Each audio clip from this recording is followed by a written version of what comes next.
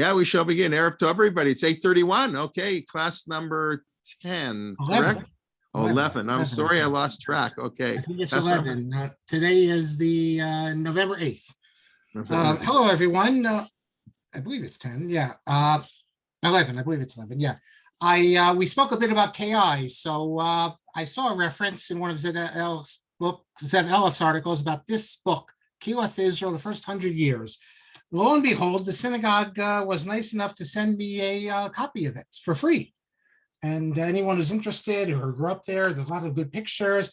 But for our purposes, it describes the whole mechitza, getting rid of the mechitza. And this is what I love. In 1925, they have the KI, Kilath Israel Chronicle. There's an appeal from the president saying, I want to appeal to the young men and women of this community, the so-called, quote, victors. That is because they got rid of the mechitza, that they must at once show their interest as they have promised that they would do if this congregation will fulfill their wish. There now is no excuse for anyone to stay away, etc., etc. In other words, they were saying that if you get rid of the mechitza and let us sit together as a family, we'll come to show more. And the women were saying, especially the women, he's saying the ladies too, that I plead with the ladies of the community who were so eager to sit with their husbands. The women were saying, we're going to come to shul too. And lo and behold, to take away the mechitza, they're not coming. So he has an open letter to them. It reminds me, I have a friend who is involved in this thing they call the partnership minyanim. So they do something which I don't understand. I think it's strange, or at least they started doing it. I don't think it continues, where they said that they weren't gonna continue after Yishtabach or Shochanad, Shabbos morning, I should say, until they have not just 10 men, but 10 women. And the problem is they weren't getting 10 women. Can you blame them? Get there by 9:20? I mean, if they know they're not really at the same level and requirement of davening, it's a little hard to get people to come that early, I would think. But so that's the thing. I think they had to get rid of that. I want to show you something now. I thank Rabbi Asakoff from West Orange, New Jersey, who, hold on a second, I want to pull up the right one here. Okay, Rabbi, he's been very involved in Gittin, in conservative movement. He sends me this. Instead of the Lieberman ketubah, this is now very popular. It's the Tanai B'Kiddushin. And this is what many conservative rabbis use. And it says, like at the end, if our marriage should be terminated by decree of the civil courts, and if by expiration of 6 months after such a decree, I do not give you a divorce according to the laws of Moses and the people of Israel, then our betrothal and our marriage will have been null and void. This is what we call Hafkas Kiddushin. This is what the Orthodox rabbis never accepted, although there was the Berkovitz proposal and others. So the Orthodox, the Rabbanim can say that if they need to, that the marriage is not halachically binding, and therefore you don't have a case of mamzerus if you go through with this and adultery. But this is the conservative rabbinate does not really use the Lieberman agreement. Ketubah, I was told, even with the updated, they use this Tanai B'Kiddushin, conditional marriage. Okay, many of you were interested in cheerleaders. So let me show you some things here. First of all, anyone interested, you can read Jeffrey Gurok's book, Judaism Encounter with American Sports. And from about page 141 on, he talks about this. The interesting thing is there was something called the Metropolitan Jewish High School League. Now we call it the Yeshiva League. Mesivta Chaim Berlin joined it. And the thing is that Chaim Berlin was playing against schools like Ramaz and the rest, and they did have cheerleaders there. At my school, JC, I still remember this. We used to play Catholic schools in the basketball. In those days, you didn't have enough teams really to have only play yeshiva teams. So once the Catholic school comes with, the girls come with their cheerleaders, and the Rabbi Taitz told them no go. But I want to show you a picture. Let me show you a couple pictures here. I mean, people have in their mind, they're thinking of maybe the Dallas Cowboys or something, but no, that's not what I'm talking about. Here is Central. It's the oldest girls' yeshiva, if you want to use that word, in America. Founded, it was in Brooklyn. Later, they opened one in Manhattan. There was also a BTA. BTA is Alan Dershowitz went to BT, many others. So here's from the picture from Gurok's book. This is the cheerleading squad from 1953. I don't think anyone would find any problems with their dress. Now they would go, as Durok describes it, they go to the BTA games. That's the boys' Brooklyn Talmudic Academy, and then they even would perform at YU games. Incidentally, some of you might have seen today the article on ESPN.com all about Yeshiva University. Granted, it's Division III, but they have the record for most 36 games unbeaten streak in college basketball. And it's a whole big article about YU's basketball team. Now, I went online. Unfortunately, the Ramaz yearbooks, you can't access them for some reason. There's just something with the, you click on it and nothing pulls up. And I couldn't find Flatbush's either. But I found the BTA ones. So let me give you some, show you some of, hold on a second, just so you get a sense of what Orthodoxy used to be like. I didn't go through all of them to see how far this goes. That is when they stopped it. But here is the BTA, the Girls Central 1955 yearbook. Let me go down a little bit here. Oops, hold on a second. So you have they had twirling also, and here's the cheerleading squad. Okay, you see the skirt's a little short maybe, but that's 55. Here you have 1969. They have not only they have cheerleaders, they have boosters, and they would come to the games. Here I found this is 1962, where you have, I don't know the difference in a booster and a cheerleader, but here you have there's the cheerleading squad. And on the upper left is the booster squad. I don't know the difference. If you go through these yearbooks, there might even be people listening to us now who are in these pictures. And then the last one, 1965, here's the cheerleading squad.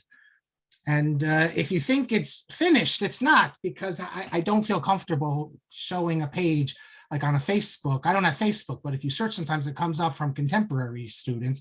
But I just Googled it, Yeshiva League girls cheerleaders, and lo and behold, a couple of years ago at one of the playoff games, one of the groups they came, it was just the girls. It wasn't organized, but they themselves came with their pom-poms and everything. And so that's cheerleading. Finally, two more things. Rabbi Ari Khan sent me this. He found it. There's a Hebrew plaque as well, also at Bar Ilan, in honor of by the Beit Midrash or the building inside. I'm not sure. I think it's by Beit Midrash. I showed you last week in honor of Judith Lieberman, also in honor of Saul Lieberman. That's the Beit Midrash Gavoa. And finally, last thing, this came in the mail. Recently, I'm not a subscriber, but I bought it for the University of Scranton Library. In fact, there's an article here by one of the people who's on with us almost every week. But it's devoted to Rabbi Lamm. And what I found really interesting, relevant to the things we've been discussing about, is Jonathan Sarna's art. What they did is each person analyzed an article of Norman Lamm, and he wrote so many, so there's a lot to analyze. Jonathan Sarna looked at this article that appeared in 1959, I think it was in Jewish Life, about mixed seating and separate seating. That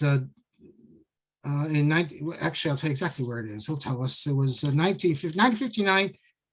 No, this was in tradition, actually. 1959, he just had come. I think he came in 58 to Jewish Center from Springfield. I made a mistake last class. I said his article on the Ketubah when he was still in Springfield. He might have written it in Springfield, but didn't appear to 59, fall of 59. So he had left Springfield. But he's still a young rabbi, 31 years old. So this is an article about mixed seating, and this is the second article that Sarna wrote. Sarna also wrote a comprehensive article on it, and what I find particularly of interest is on page 229, Norman Lamm picks up with the whole Christianization idea. And he actually rejects Rabbi Soloveitchik. Rabbi Soloveitchik had talked about Christianization, that the Christians at the beginning instituted this mixed seating. And what Norman Lamm points out is actually it was a pagan idea, which only later comes into the church. But he wrote a letter to Marvin Fox. He was good friends with Marvin Fox, who I knew from Brandeis. Marvin Fox is also one of the founders of tradition. And he said to him that he revised the Christianization idea to show, this time with documentation, unlike JB, that it is originally a pagan institution. Why I think this is so interesting, because usually we think of JB, we think of like the haredi, we don't want to respect the Rav.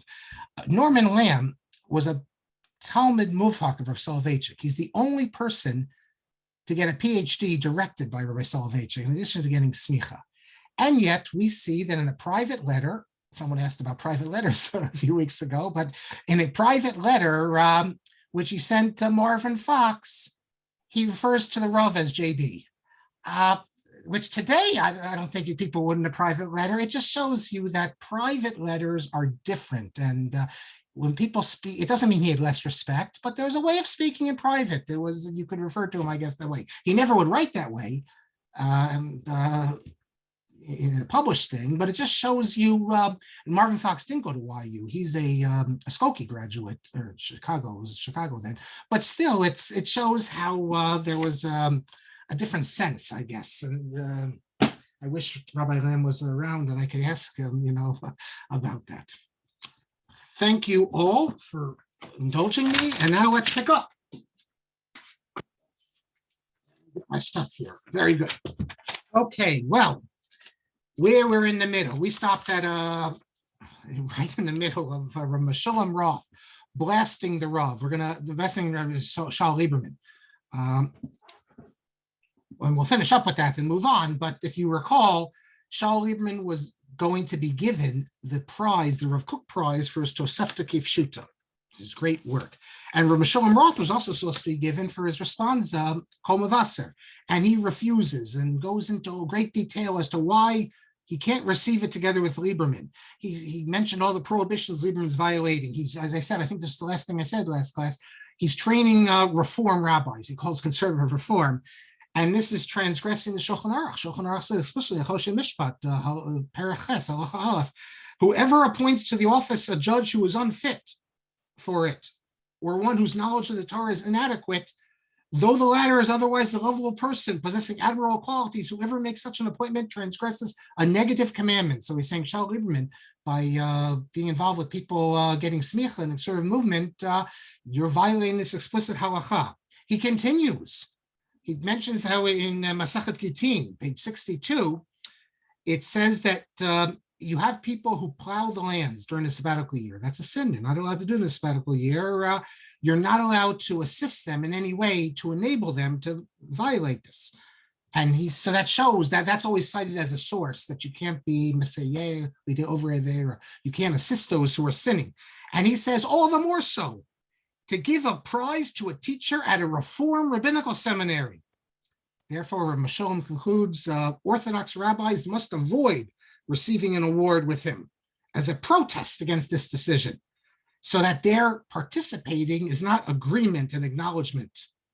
Well, then we saw Chaim Leshem. He says that, wait a second, we have a tshuva of Rabbi Mizrahi, the great Rabbi Mizrahi, who says that you could teach Karaites Torah, because maybe you can bring them back. And then why can't you teach in a conservative institution? Rabbi Roth says the way he understands the Mizrahi is that until the Karaites agree to, let's say, follow basic rabbinite, that's what it's called, Karaites and rabbinite laws, that is to observe the holidays the way they're supposed to, and not to mock the rabbis, which they used to do, then and only then can you teach them. But you can't teach them if they're still if they're not open to changing and if they haven't accepted certain basic things. Second of all, Rav Roth says that the Karaites had the status of a Tinuk Shenishma. Already the Rambam mentions this, that the Karaites don't know any better. They were brought up this way. That's what they were taught. And he says this does not apply to those planning to become, quote, reform rabbis. I don't know why it doesn't apply. They grew up. Well, some of them it doesn't. Some of them we know transferred from yeshiva college, but for many it does apply. So, he also says that it's one thing to teach Karaites on an occasional basis. He says that's what the Mizrahi, I think if you look at the Mizrahi, you don't see him say that. But he says the Mizrahi says it's only occasionally, but a permanent position, that he says even Mizrahi would oppose.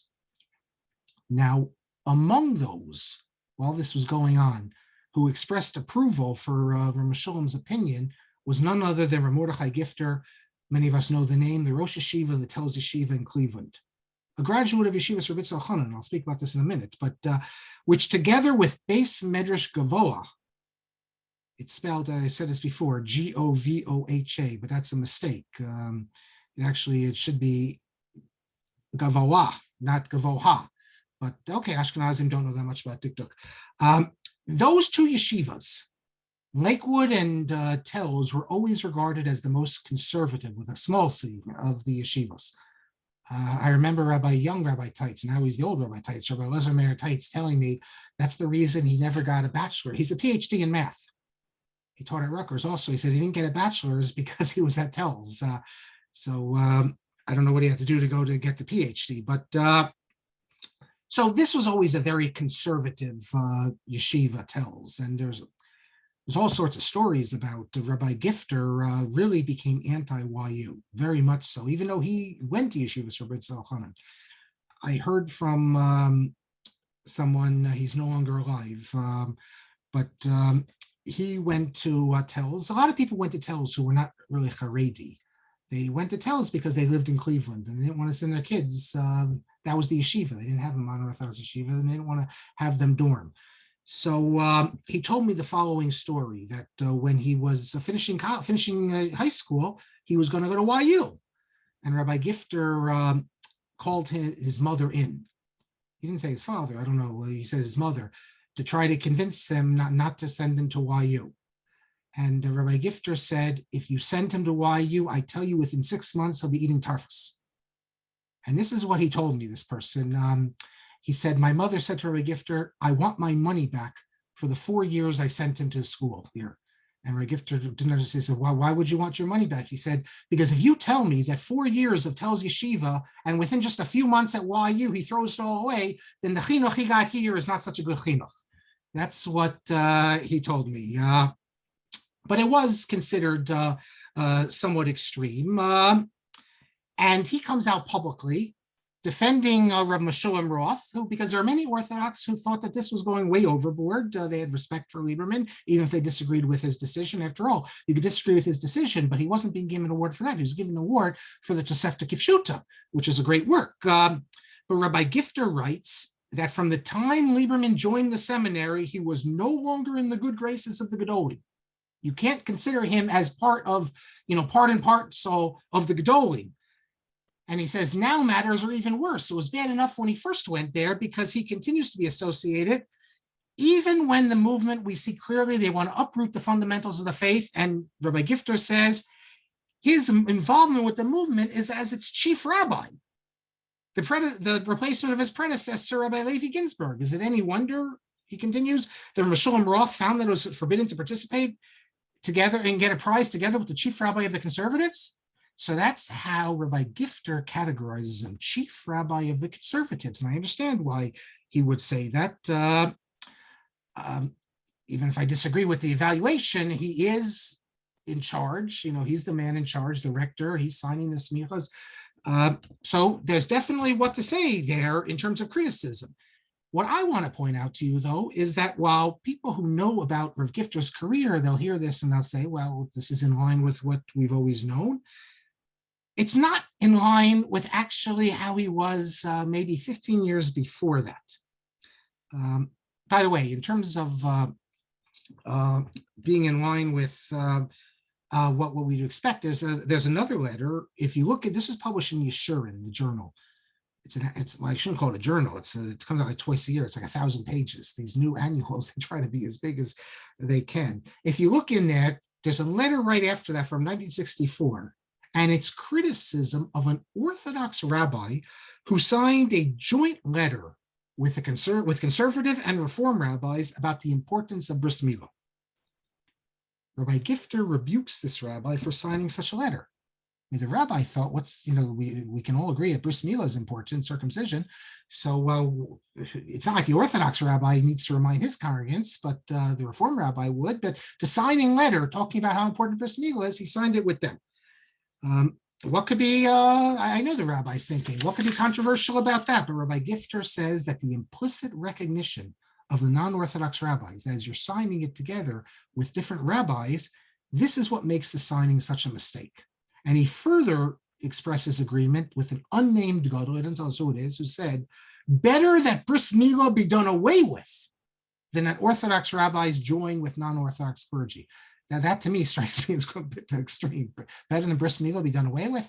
But he would say that it creates a whole ziyuf Torah, which is against everything. I've noticed recently that even some of the right-wing rabbis have been signing letters like against anti-Semitism together with non-Orthodox rabbis, and they're all identified as rabbis. So it could be there's a change. By the way, even as moderate a figure as Rabbi Eliezer Silver declared that he also would never sign a public declaration of any form with a non-Orthodox rabbi.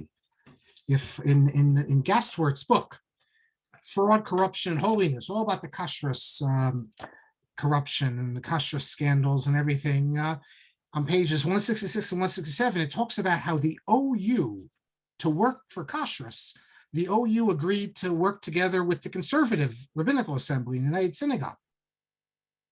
I guess from the OU's perspective, this is for all of Klal Yisrael. But then you can read on how the Agudas Rabbanim went crazy about this. Within a few days, Rabbi Joseph Konvitz. Joseph Konvitz was a Rav in Newark, very close to where I am now, the son-in-law of the Ridbaz. We've had classes on the Ridbaz. The father of Milton Konvitz, professor at Cornell. Milton Konvitz is the recipient of the Rav's short English letter, Tshuva, not so short, a few pages, about the Interfaith Chapel at Cornell, where the Rav explains his position. That I have to ask Nadi Hafka where he found that. Everyone knew that this existed for years, and I always tried to find it, and I couldn't find it. And Nadi got it. By the way, I do have letters. I have about 15 letters of the Rav. Maybe next class I'll show you some of the things they say in them. But I'm going to publish them. But so Rabbi Konvitz declared that since the OU was willing to work with the conservative Jews in the Kosher Association, his group was withdrawing even nominal affiliation with it on all questions of kashrut. The Agudas Rabbanim would refuse to accept responsibility for any decisions of the OU. So once again, you see that the Agudas Rabbanim saying that the OU is not religious enough. Wait till you see my new blog post, which I just sent in today, and wait till you hear about the Agudas Rabbanim and the OK. The Agudas Rabbanim comes out with a statement, and for good reason, as you'll see, that you cannot trust the OK, that it's, so the machlokas between the Agudas Rabbanim and the other kashrus organizations, that was really something. But Rabbi Saul Lieberman had a different approach. As Seth Farber has shown, in an article, I don't think he includes this in the book, but he has an article on all about, it's called Reproach, Recognition, and Respect, Rabbi Joseph B. Soloveitchik and Orthodoxy's Mid-Century Attitude Towards Non-Orthodox Denominations in the Journal of American Jewish History. He talks about how in 1937, the Rav spearheaded a public relations campaign for kashrus observance, and you know who's one of his co-sponsors? None other than Rabbi Louis Epstein of Kehilat Israel, the book of which I just showed you. So the Rav didn't see a problem with this, but I do have to point out that Rabbi Gifter's position, which I just mentioned, it's not complete without mentioning that in his earlier years, 15 years before, let's say, no more, this is in 50, so 20 some years before, he had a more liberal stand. When he was a young rabbi in Waterbury, Connecticut, he had no compunctions about writing lengthy Torah letters to none other than Louis Ginzberg. Louis Ginzberg was a Telzer, by the way. He learned in Tel, so they had this connection. These letters, you can find them. Of course, I have copies. They're found in the archive of the Jewish Theological Seminary of America. I will show you just one of them right now. Here is one. And you can see he addresses, this is from 1944. He addresses him, Kavod Harav Rav Levi Ginzberg Shlita. It's not Harav Hagon or anything like that. In other letters, he addresses him as like Kavod Rav Levi Professor Ginzberg, that sort of thing. He doesn't address it with the terms used for the Gedolim but he goes on for pages and pages of ha'aros. In one of his letters, he says that your sefer, this is Ginzberg's Perushim v'chidushim on the Yerushalmi brachos, I showed you.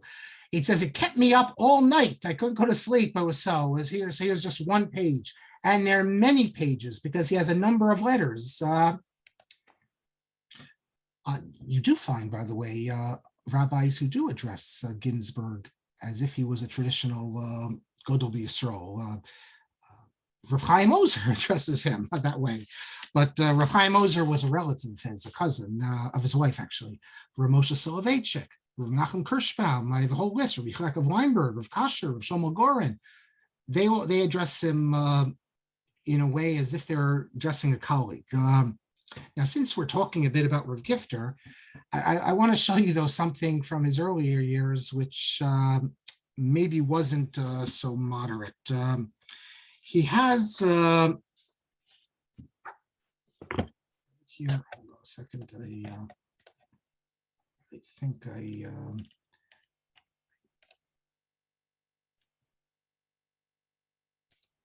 okay, I'm going to have to, I'll pull it up on the screen right now for you because I think you're going to want to see this. So I'll show it to you. I forgot to pull it up before, but now I have it. So I'm going to give it to you. It's amazing that this was published in the Rav Gifter's Rebbe at YU was named Rav Moshe Aaron Palev. The many descendants of Moshe Aaron Palev. I have one who lives in my town, West Orange, the son of Rabbi Palev's son, who had a son who was a rabbi in the Newark area, but many descendants. And Rabbi Gifter, when he went to Telz, he had the long correspondence, Torah matters, but not just Torah matters. They shoot the breeze, they talk about everything. This is what Rabbi Gifter writes in, this would be in the, I forget, I don't have the date here, in the late 20s it would be. You know what, rather than, I hate having to correct myself later, so I can tell you right now, I don't need to worry about what year it is. I'll pull it up right now. They published a few of the books. One of the books is his correspondence with Rabbi Yehuda Leib Forer. I've mentioned it before, the rabbi in Holyoke, Massachusetts, a student of Rav Chaim Soloveitchik, who ended up here. Very interesting because he was rabbi at the same time of the Orthodox and the conservative shul in Holyoke, Massachusetts. Okay, I found a letter. It's 1935. So in this letter, this is what Rabbi Gifter, writing from Telz, he's writing to Rabbi Palev, and he says as follows. He says, I'll just read it, see where my marker is, fourth line down. I've already written to you that I can't describe in speech and in writing the feelings that fill me regarding Telz. He was so excited about the learning there. How great is my zechut that I was able to come here. And those bachurim, you know, the talented students who are still at Yeshiva College, in America, it's as if they're, you know, they're mason because they don't know what, do they really know what true learning is? Do they know what our, you know, the greatness of Torah learning is? He says, you should, Rabbi Palev, you should involve yourself in this, or Shpi alav. He's talking about V'al Kamoso. He's talking about one person in particular, him and others. Sheyavo ilmod b'Telz. That you should encourage them, they should come learn in Telz. Ve'ein lo ma le'ra me'ha'admon ha'yoshevo b'ishkato. You shouldn't be concerned about the red one, the redhead, who sits in his office and he grabs in his like net, the net of the college, his college, pure souls, nefashos taros, and destroys them on the altar of kafir and apikorsis.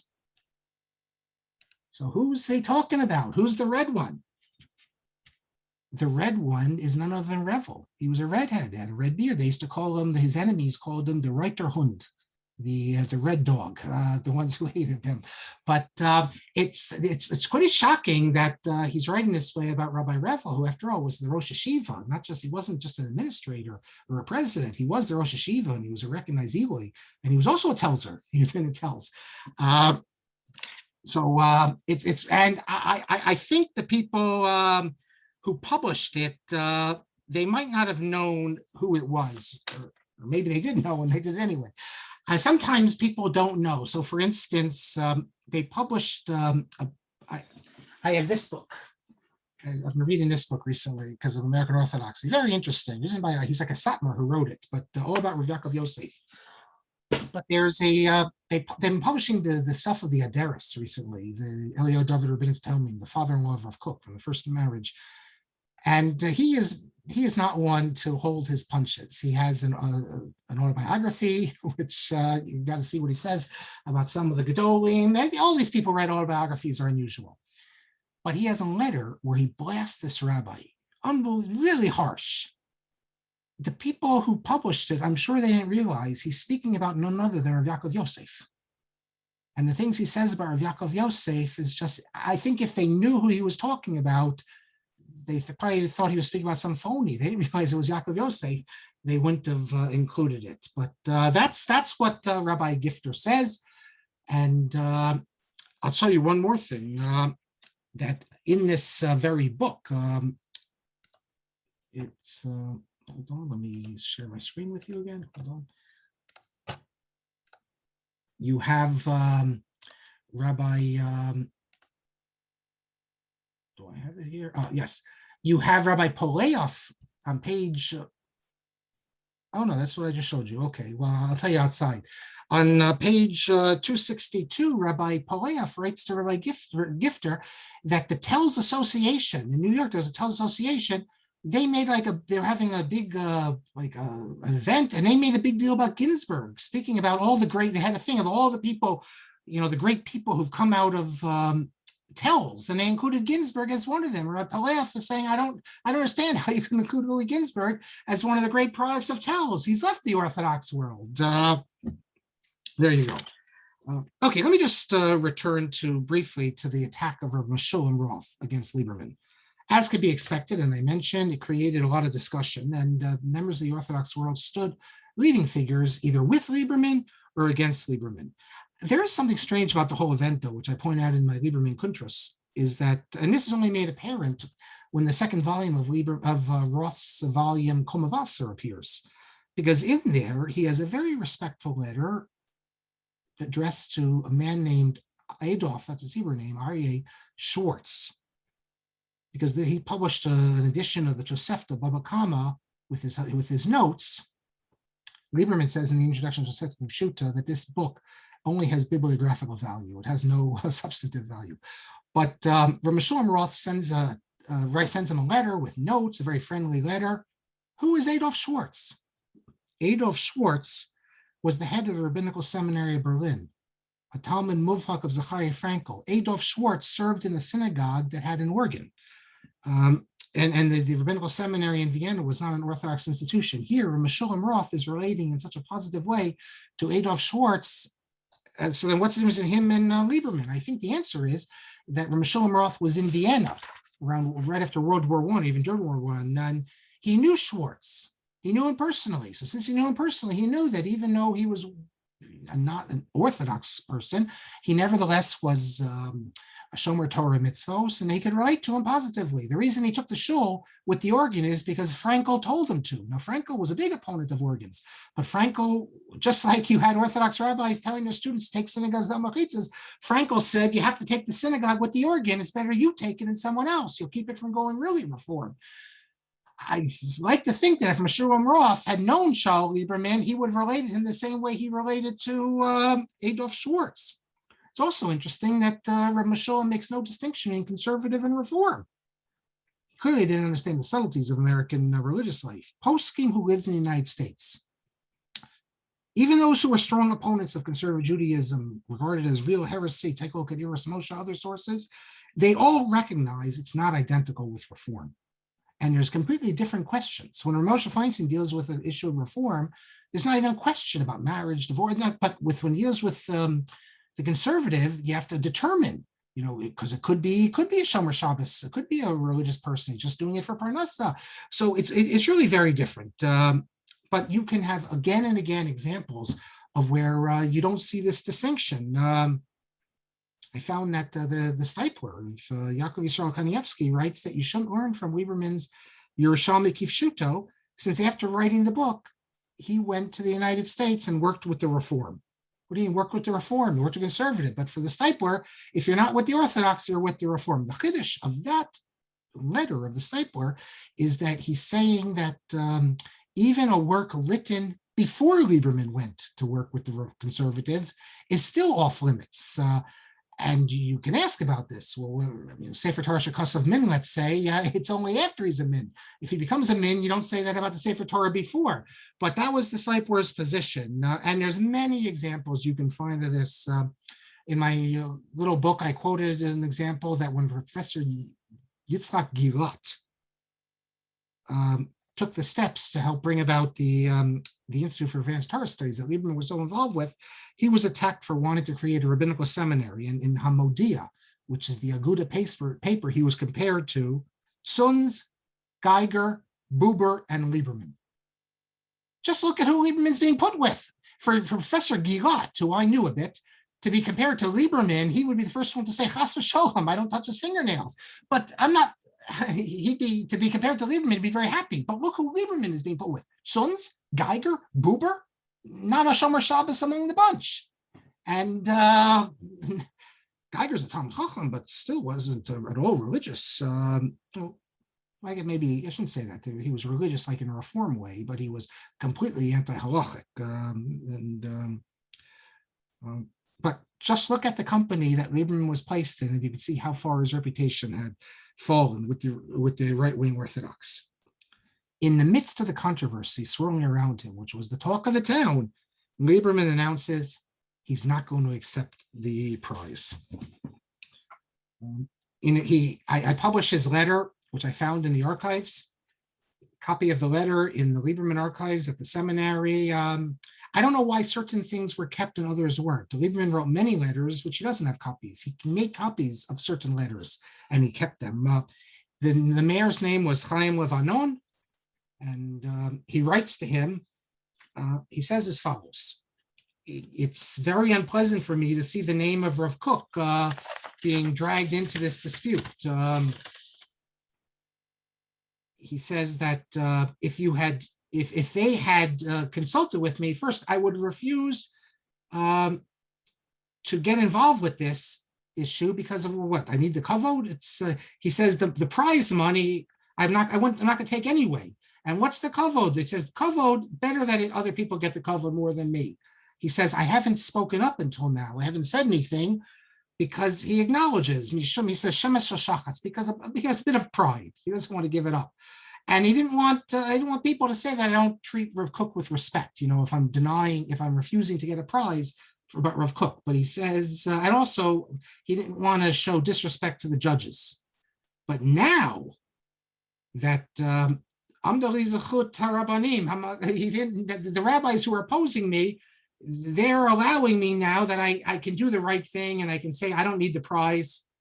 And everyone will know that the reason I'm not taking the prize is not because I don't respect the judges, but I want to be bricha min machokas. I want run away from disputes. So he withdrew from it. Well, in order to atone, in quotes, for how Lieberman is treated, the very next year, the municipality of Tel Aviv decides to give him the Bialik Prize. And that's a more prestigious prize than the Rav Kook Prize. But although he accepts the prize, it is actually no, he doesn't accept the prize. He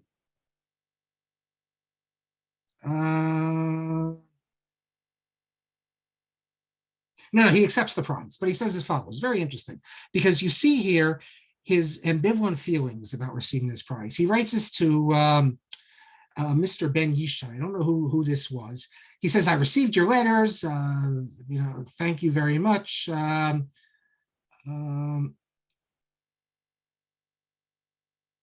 He says, I want to speak though about, he actually doesn't say, I thank you for what you told me, but I want to speak a little bit about myself. He says, I'm not here to criticize or to praise prizes. He says, you can have two approaches. There's good, he says, prizes are good in that they could encourage young people who are involved in chachma and mada, and he calls it, it's an mishum idulus irim. If you have prizes, that it encourages the young people who are involved in scholarship. And however, he says there's a ksat tam with gam. Listen to this. He says there's a problem also with giving prizes for people doing Torah. He says it's one thing if you're doing chachma and mada. He says, but to give a prize for someone involved in Torah, shehi mechayevet sniut mitchilat. He says that Torah learning is not supposed to get prizes for that. Isn't it enough for the B'nai Torah? Isn't it enough that they're learning Torah, which is like Olam Haba? So here you see Lieberman, he's writing as like a religious Jew. He's saying, I understand prizes, but the whole idea of prizes for Torah literature, it goes against the tzniut that people are supposed to focus on Torah learning. And what do people learning Torah need prizes for? And he says, I'm writing so you understand that my situation, that they never consulted me beforehand. They did it themselves. Since they announced this without consulting me, I have no choice but to, l'varecha pras, kashem she'adam avarecha hara, kashush avarecha Torah, umekabel yisron b'av. He said, I have to accept it, even though I would prefer not to do it, but they already gave it to me. And he says that also, you asked me to write about my book. He says, by the time you get this letter, it'll be the award will already been given out, so I don't have to do that. So you see, Lieberman he doesn't need the prizes. He thinks it's a problem for prizes. The language he uses, the specific thing he says is, he says that those who study Torah, those who study Torah, when you learn Torah requires you to be modest and humble, and publicity, no. So it's an issue. There are prizes. We give out prizes. The truth of the matter is, it's not, the prizes isn't such a big deal today. What's amazing is maybe we've reached the point where it doesn't matter because everyone knows it, but I'm not going to mention any names here. I guess if you're not going to toot your horn, others have to, but you can find all sorts of people, recognized, Talmidei Chachamim, well-known. They have websites, which obviously they put together, and you'll read stuff like, Rabbi so-and-so's lectures astound audiences worldwide with a unique ability to bring together. And I don't know. I'm just so uncomfortable. How do you write that about yourself? Let someone else write it, but people produce their own websites and they're regarded saying all the sort of things that no one would ever say if they're speaking. But there doesn't seem to be any problem in writing it. And, tzniut is not just women's clothes. Like I don't, for the life of me, I can't understand how people can create websites, including well-known, esteemed rabbis, and talk about how their unique ability to this and that. If you boreach mina kavod, if you run from kavod, kavod will chase after you. But whoever heard of, we have some examples.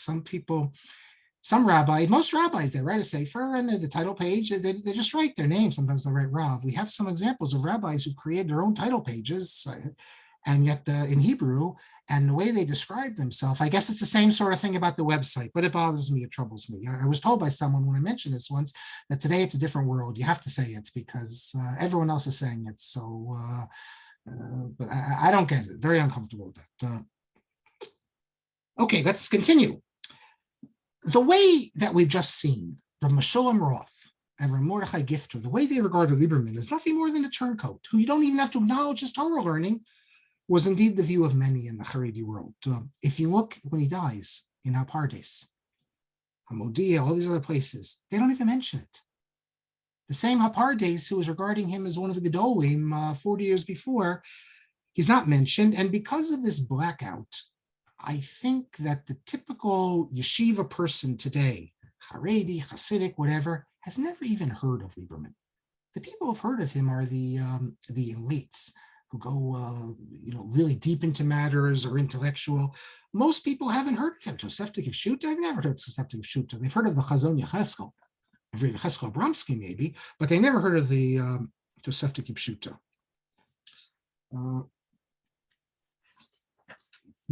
I looked in the Bar Ilan database. Now I don't use it anymore. I use Otzar Chachma, but years ago, and no mention of Tosefta Gifter in the traditional rabbinic work, Shelos and Shuvos. There's a number of anecdotes. I recorded some of them in my booklet towards Lieberman that shows this negative attitude. I was told by Rabbi Nosson Kamenetsky, and then he published in The Making of a Gadol the following. His father, Yaakov Kamenetsky, was once at a wedding, and Lieberman was there, and they're talking. What do you do? You talk and learning. That's what these people do at weddings. And Rav Aaron Cutler came over to him. He was also at the wedding, pulled him aside and told him, can't talk to him. It's usher to look at a Russia.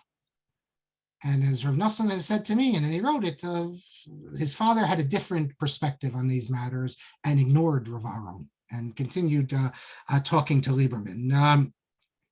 So here you see Rav Aaron Cutler saying you can't even talk to him. He's a Russia. And Rivakov a different position.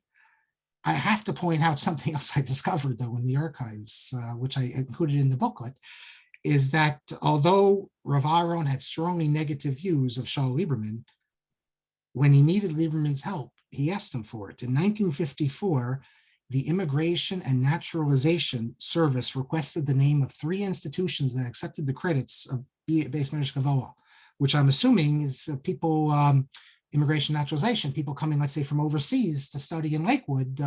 They needed some evidence that this is a real institution. Rav Aaron spoke to Lieberman about this, about helping his yeshiva.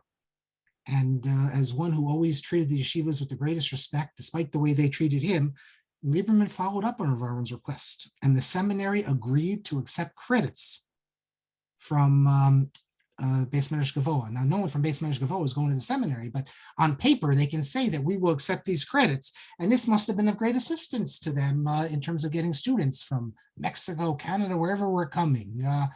So here you see Lieberman and Rav Aaron turning to Lieberman when he needs the help. Others in the Orthodox world, while friendly with Lieberman, were reluctant to acknowledge this publicly. These were private friendships, but not public. There is a son of a Gadol B'Yisrael, and he showed me letters that Lieberman wrote to his father. One was great. I'm looking at this letter, and I can't figure out where it's from. It's it has the date, and under the date, it has the place. Kaf Reish Mem, Kerem, and then Mem Reish Tet Hey.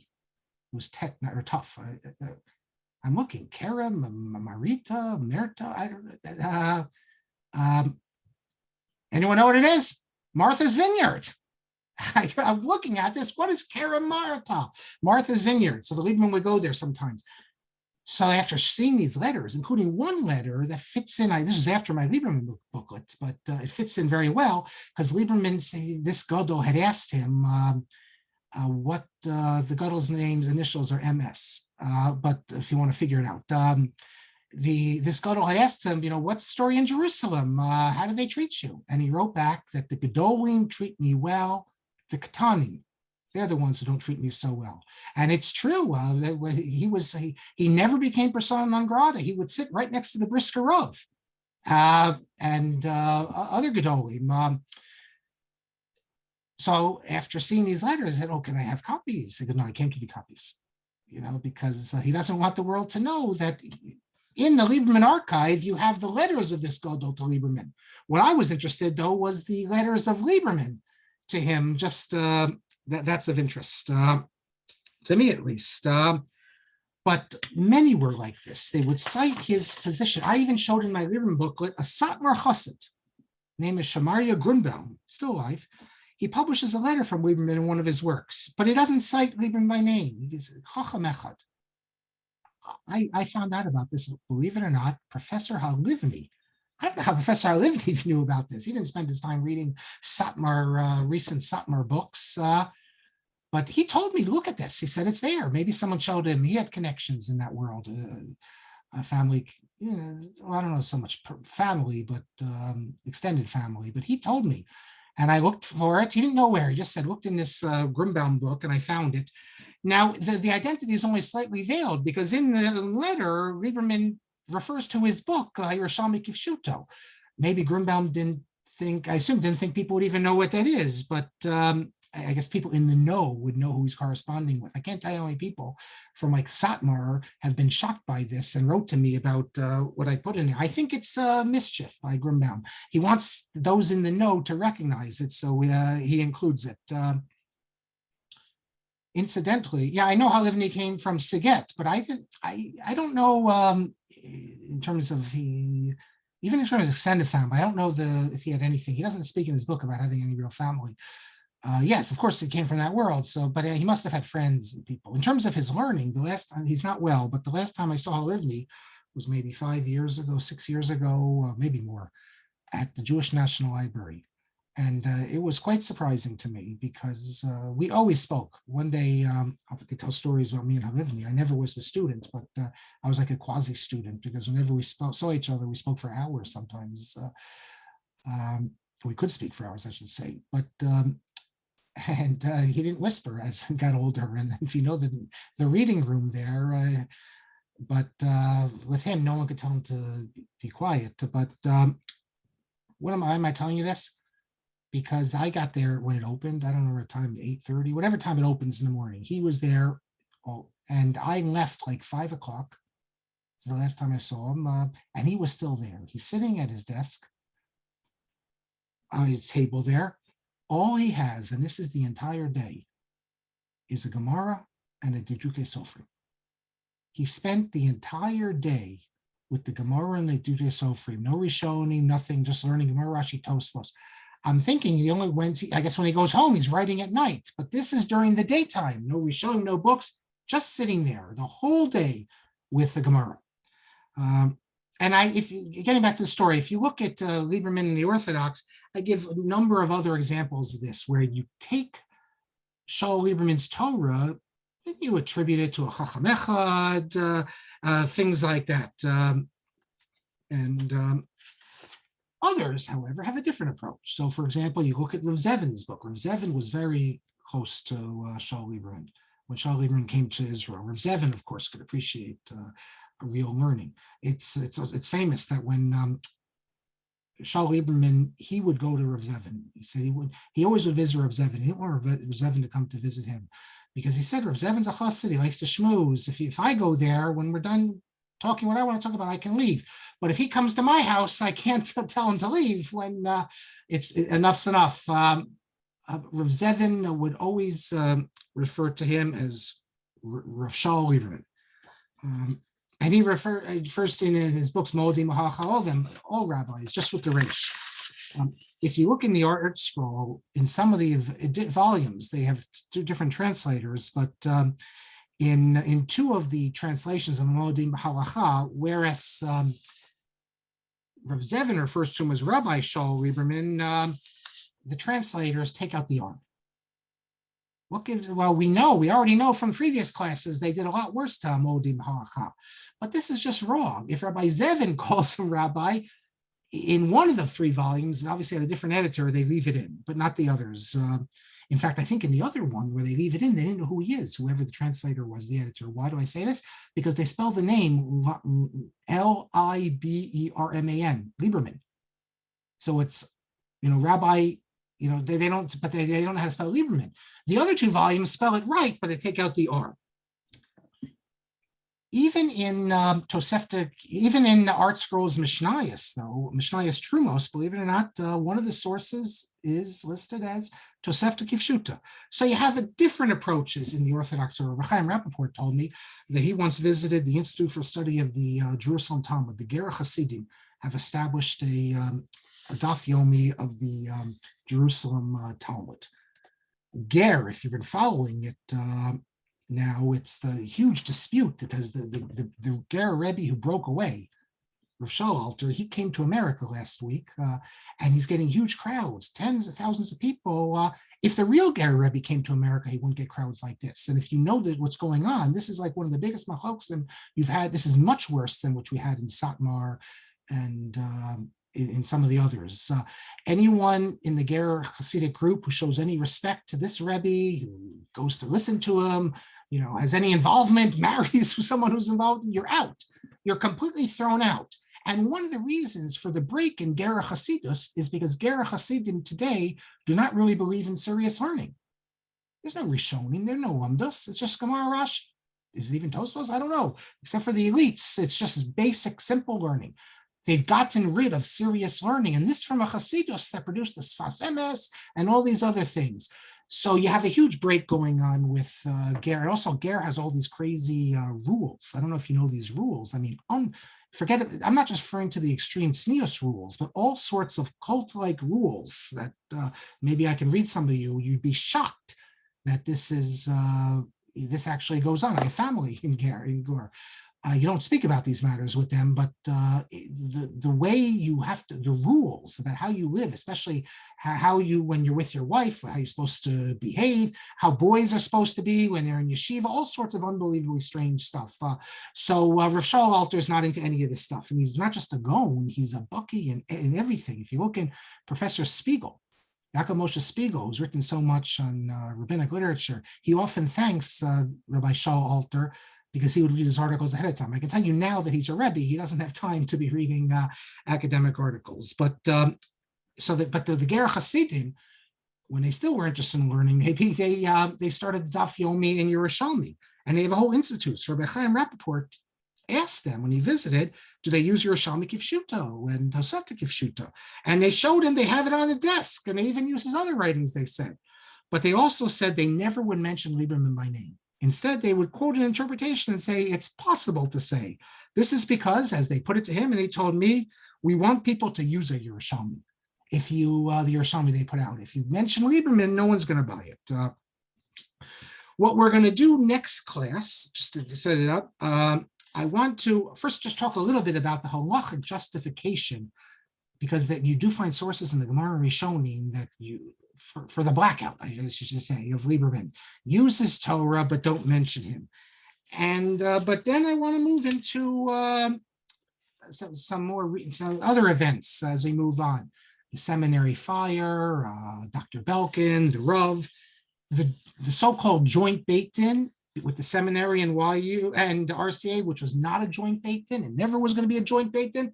This is one of the big misinterpretations. And yeah, we still have a few more classes. And of course, I do want to have some time to analyze, not just the Sefer Shuta, Hellenism and Jewish Palestine, his works. And as I've said before, then we're going to have to bring it all to a close, because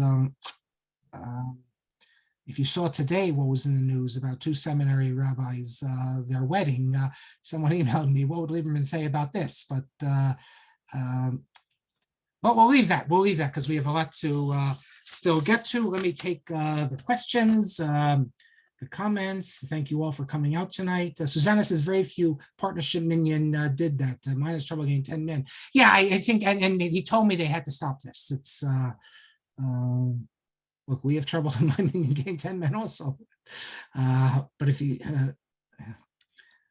yeah, Baruch says it's not the oldest Grote Yeshiva in the United States. That was Shalamis. I thought Shalamis was, but I was looking online to find its date of establishment, and someone wrote that it's the oldest girls' yeshiva high school. That's what I meant.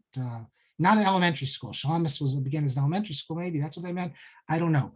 Baruch says maybe they went to girls' sports games. No, they went to boys' games. Ramaz is a co-ed school. Flatbush is a co-ed school.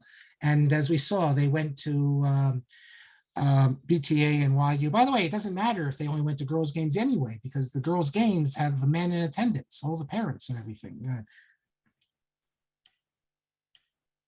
Yes, not all schools attendance. I'm not saying all schools, but I can tell you that Gurak testifies that Chaim Berlin joined the league at the time when they would play places like Ramaz where they did have it. Rabbi Kelman says that Rabbi Roth likely disagrees with the Chazon Ish, who claims that nowadays, as most Jews are not observant, that even though those who grew up in observant homes leave observance, we cannot apply all the negative statements to halachot against heretics. It seems that he does disagree, and many disagree.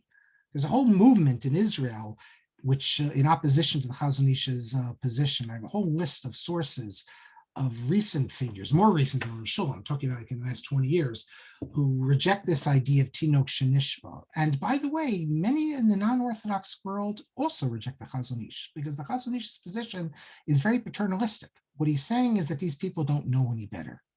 And they want to say, no, we know exactly what we're doing.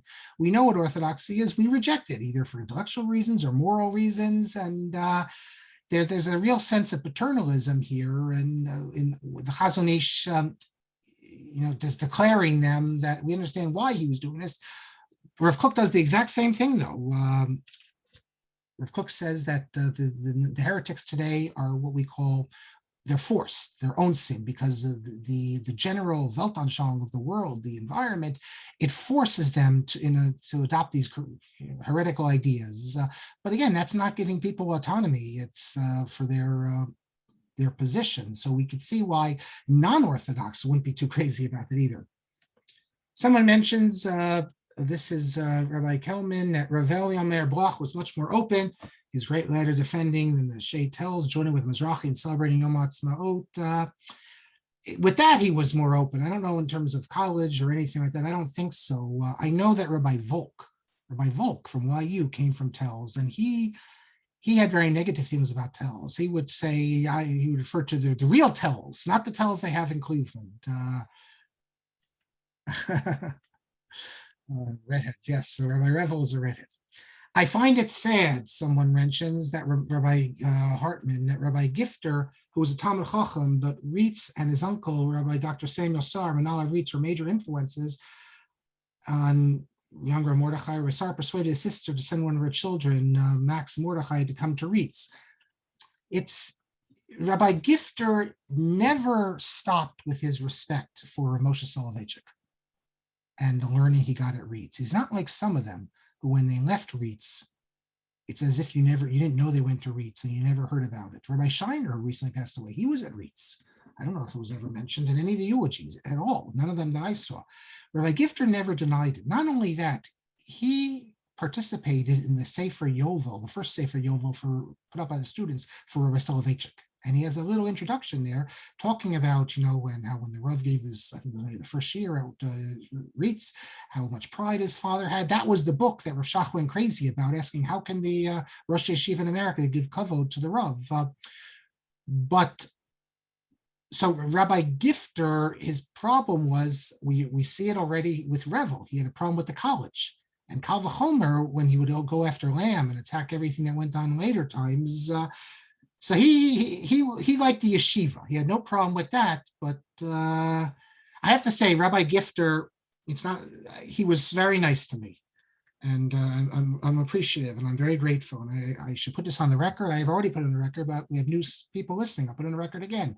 If you look in the Kisrei B'chiak of Weinberg, there's letters from Rabbi Gifter there. In fact, one of the most interesting letters I have from Rabbi Weinberg dealing with the Brisker method is sent to Chaim Soloveitchik, is to Rabbi Gifter. Rabbi Gifter sent me copies of his letters that he received from Rabbi Yaakov Weinberg. He knew I wasn't Yeshivalite.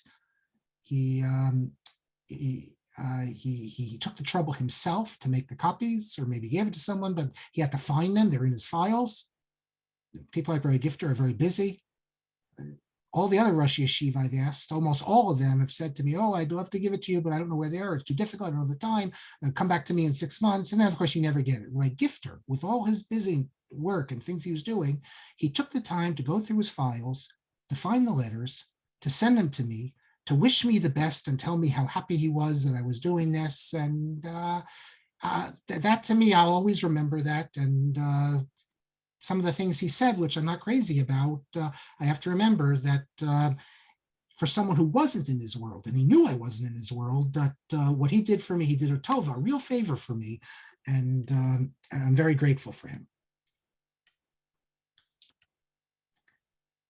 Yes, so Alei Zayis points out something that was pointed out to me also, that there is this concept. Rabbi Oretz by Lakewood published an article some years ago in which he cited sources that said that you can praise yourself, and they learned it out from a Gemara. There's a cute way of reading a Gemara that if the czar, if the stranger is not praising you, that you have to praise yourself. So, and there's a Rav Yaakov Emden has a piece where he says, is it Rav, I think it's Rav Yaakov Emden, that today's day and age, we don't need to be modest. If you know a lot of Torah, you can let people know you know a lot of Torah, because there's a lot of phonies out there. And the phonies are telling people they know a lot of Torah. So if you know a lot of Torah, you can. So I had a whole correspondence with Rabbi Oretz, also Rabbi Beshefkin, Rabbi David Beshefkin, because Rabbi David Beshefkin wrote about this as well. And he's very self-effacing. On his actual book, one of his books he published, and it's also on his website, he says, he gives his biography, and then he says, David Beshefkin, he went to school here, and then at the end he says, Rabbi Beshefkin has lost out on a number of prestigious awards. And he describes in one of his articles, and also he spoke about it, why he says that, because everyone talks about all the big things they won, and he should let people know. But it's when you see it in print after giving his biography and said that he's lost out on some prestigious awards. And in one of his books, he discusses this. Yes, so you can find, so we had a long correspondence, and all three of us, you can find sources, but it bothers me. What can I tell you? It bothers me. It bothers me for big Talmidei Chachamim. I'll respect the Talmidei Chachamim, and we'll all respect the big Talmidei Chachamim. But we don't need the big Talmidei Chachamim to themselves to put on their website how great they are. Because I've been with Talmidei Chachamim, and they never would speak like this. And these people who put it on their website wouldn't speak like this. But how could they put it on their website then? It's beyond me. I don't understand it, despite the fact that you can find justification for it. Rabbi Kamenetsky and the Grosh were briefly classmates at Slobodka.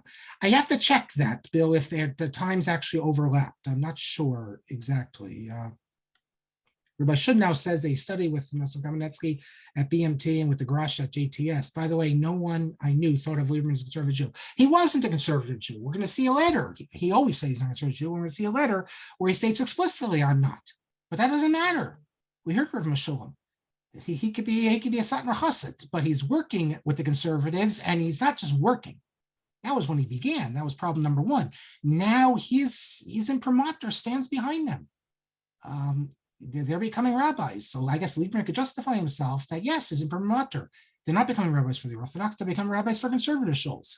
So he's doing his best to make sure that these people who go out and take conservative pulpits encourage Shabbos, encourage Kashrus, try to teach Torah to these people who, if it wasn't these rabbis, it's going to be left-wingers, really radicals. So that's how I guess Lieberman justified it to himself. And Bill says the number of Hasidic Sfarim on Zmanim lift ideas and even paragraphs. Rabbi Bill Gewirtz is an expert in Zmanim. They lift ideas and even paragraphs from Second Shuta without even mentioning his name. Even his great Chidushim are unique with him. Look, you have plenty of that also. But remember, we'll see next class. Remember Acher? We'll see Acherim Omrim. We'll get to that. And someone privately texted, she never heard of Rabbi Lieberman until this class. She went to Brura, grew up modern Orthodox. Believe me, you wouldn't have heard about Lieberman. And I told you earlier, you could sometimes meet these yeshiva people, young people, and they don't really know what to make of him because they've never heard this firm. They heard of him. Their idea is that he's like maybe a conservative rabbi, but he knew a little. And they have this idea that like a 17 and 18-year-old who's been learning, let's say in Lakewood for the last 10 years, knows more than Lieberman because they know conservative. I mean, it's like, I told you I was with this 80-year-old rabbi, a well-known rabbi. Many people know his name. And he actually asked me, he said to me, did Lieberman also know Bafli or only Yerushalmi? But it gets better because I went to be a scholar in residence in that very shul. Okay, this guy was a kanai, they told me, a crazy guy. But he said that they shouldn't have me speak because of I'm writing about Lieberman. And that shows I'm sympathetic to the conservative movement. So I'm puzzled because I wrote a booklet on Lieberman. So I had to send him the booklet on Lieberman because someone said, what are you talking about? It's a scholarly book. It's so I mean, it just shows how sometimes people don't know something. And that's bad enough. But if they don't know, they don't know. If you know that you don't know, okay. But if you don't know that you don't know. Regarding cheerleaders, Eli says, there were no cheerleaders at MTA basketball games from 53 to 57. Well, this is at BTA. This is the Brooklyn. You had to go to BTA.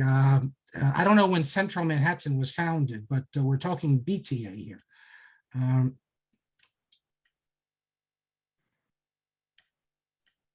Why did Rabbi Gifter look down on Bernard Revel? Because he thought that Bernard Revel was created a college which allowed ideas to be taught in the college that were not in line with Orthodox thought. Because if you want to have a real university, you have to have all sorts of ideas in the library and academic Jewish studies. That was taught there. We'll get to that because wait till you hear about how Saul Lieberman attacks Solomon Zeitlin. Solomon Zeitlin taught at the graduate school, he taught at Yeshiva College.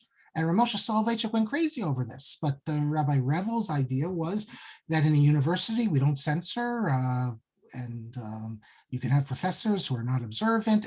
Everything that a university is, a liberal arts college, was things that Rabbi Gifter was not comfortable with. And here you had, he says in the letter, that Rabbi Gifter obviously was telling people, why you have to go off to Lithuania to learn? You could stay here and learn. So there's reasons. It wasn't just Rabbi Gifter.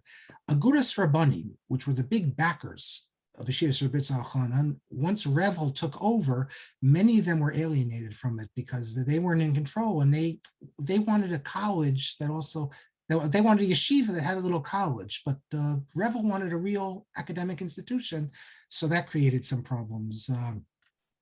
Yes, Rabbi Gifter was in Portsmouth, Virginia. Morris said Rav Goring recounted his learning prowess and accomplishments in his autobiography. Yes, he did. He gave, those were interviews that were then put into written form. And there's other examples. Sometimes you look at the introduction of Sfarim and they write about how I was such an Eloi and there was no one in the town I could learn with, so I went off. You have examples of that.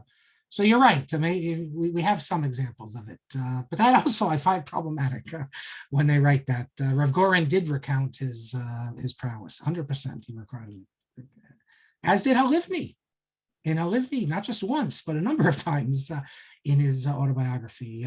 And Baruch says, with his good limud schus, perhaps the website descriptions are penned by the Rebbitzins, and of course the rabbis never look at the website to see what's on there, so they don't know. Okay, thank you all again for coming out. Rabbi Kelman. I will tell you just one thing. We had the pleasure of having Rabbi Weissel Livni here for Shabbos once. And first of all, Elliot did a fascinating interview with him about his experiences. It was Holocaust Education Week, about 10 years ago. And I can tell you he spent the entire weekend, unless he was talking to us, he was learning.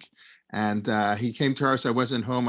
He was sitting in my study. He didn't want to touch anything. He was sitting there learning. All he did was learn the whole thing. And he gave me Musar because I didn't have a Yerushalmi here. And he said, how can you have it? But my kids, they were younger, they were blown away. They found themselves we had many, many speakers in our house over the years, and Baruch Hashem over Shabbos, lots of people. And our kids still to this day talk about how impressed they were with Halivni and the way he talked to them. And of course, his knowledge was amazing.